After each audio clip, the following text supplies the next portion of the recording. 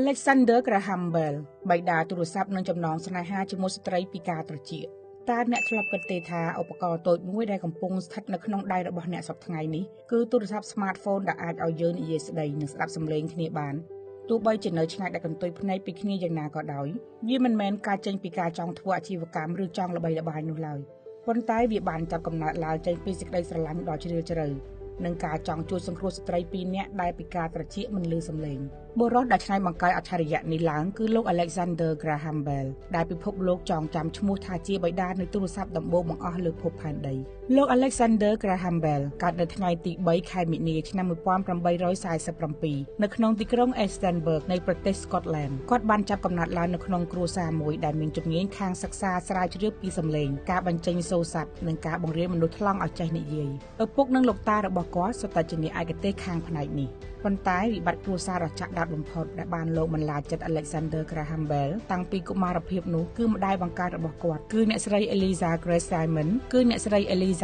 Diamond បានចាប់ផ្ដើមធ្លាក់ខ្លួនពីការត្រចៀកថ្លង់មិនឮសំឡេងទាំងសងខាងតាំងពីគាត់មានអាយុត្រឹមតែ10ឆ្នាំប៉ុណ្ណោះសោកនាដកម្មនេះបានធ្វើឲ្យរវាងម្ដាយនិងកូនត្រូវរស់នៅក្នុងពិភពលោកដ៏ស្ងប់ស្ងាត់មួយដោយសារតែចង់និយាយជជែកលេងជាមួយម្ដាយ Alexander Graham Bell បានច្នៃបង្កើតវិធីសាស្ត្រពិសេសមួយគឺគាត់យកបបោមាត់ទៅផ្អឹបនឹងថ្ងាសរបស់ម្ដាយរួចនិយាយបញ្ចេញសំឡេងតិចៗដើម្បីឲ្យរលកសំឡេងញ័ររំញោចូលទៅក្នុងខួរក្បាលរបស់ម្ដាយគាត់ផ្ទាល់ក្តីអាណិតស្រឡាញ់ចំពោះម្ដាយបានរុញច្រានឲ្យ Alexander Graham Bell ចាប់ផ្ដើមសិក្សាពីសរីរាង្គត្រចៀកនិងរលកសំឡេងយ៉ាងស៊ីជម្រៅប្រវត្តិជីវិតរបស់គាត់កាន់តែជក់ចិត្តនៅពេលដែលគាត់បានជួបនឹងស្នេហាពិតគឺអ្នកស្រី Mabel Hubbard ដែលជាសិស្សស្រីពីការត្រចៀកម្នាក់ដែលគាត់បានបង្រៀននាងបានថ្លង់ត្រចៀកតាំងពីអាយុ5ឆ្នាំដោយសារជំងឺគ្រុនក្តៅចំណងស្នេហាជាមួយស្ត្រីពីការត្រចៀកទាំងពីររូបនេះហើយបានក្លាយជាកម្លាំងចលករដ៏មហិមាបង្ខំឲ្យ Alexander Graham Bell ត្រូវតែស្រាវជ្រាវបង្កើតឧបករណ៍ជំនួយការស្ដាប់ដើម្បីនាំពួកគេឲ្យមកស្គាល់ពិភពលោកដែលមានសំឡេងឡើងវិញនៅក្នុងដំណើរការស្រាវជ្រាវជួយមនុស្សថ្លង់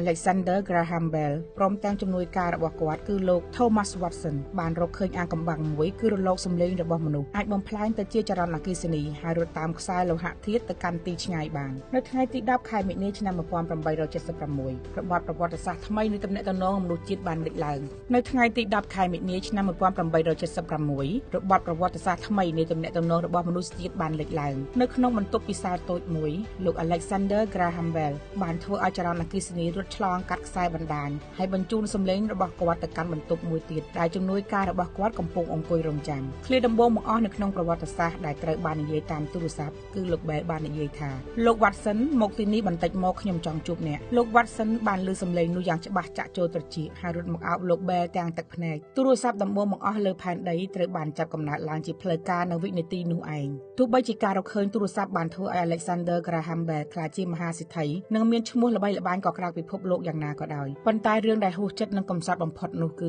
ទាំងម្ដាយបង្កើតនិងប្រពន្ធជាទីស្រឡាញ់របស់គាត់មិនដែលបានឮសំឡេងរបស់គាត់និយាយតាមទូរស័ព្ទសូម្បីតែមួយម៉ាត់ឡើយរហូតដល់ថ្ងៃពួកគេលាចាកលោកព្រោះតែភាពពីការត្រចៀកមិនអាចព្យាបាលបានលោក Alexander Graham Bell បានទទួលមរណភាពនៅថ្ងៃទី2ខែសីហាឆ្នាំ1922នៅក្នុងវ័យ75ឆ្នាំនៅក្នុងប្រទេសកាណាដាលោក Alexander Graham Bell បានទទួលមរណភាពនៅថ្ងៃទី2ខែសីហាឆ្នាំ1922នៅក្នុងវ័យ75ឆ្នាំនៅក្នុងប្រទេសកាណាដានៅក្នុងថ្ងៃរៀបចំពិធីបុណ្យសពរបស់គាត់រដ្ឋាភិបាលសហរដ្ឋអាមេរិកនិងកាណាដាបានសម្រេចចិត្តបញ្ជាឲ្យផ្អាកនិងកាត់ផ្តាច់ប្រព័ន្ធសេវាទូរស័ព្ទទាំងអស់នៅទូទាំងប្រទេសរយៈពេល1នាទីពេញដើម្បីជាការគោរពវិញ្ញាណក្ខន្ធនិងការសម្ដែងដឹងគុណយ៉ាងជ្រាលជ្រៅបំផុតចំពោះបុរសម្នាក់ដែលបានលះបង់មួយជីវិតដើម្បីបំបីភាពស្ងប់ស្ងាត់និងតភ្ជាប់សម្លេងមនុស្សជាតិឲ្យជិតស្និទ្ធនឹងគ្នារហូតមកដល់សព្វថ្ងៃ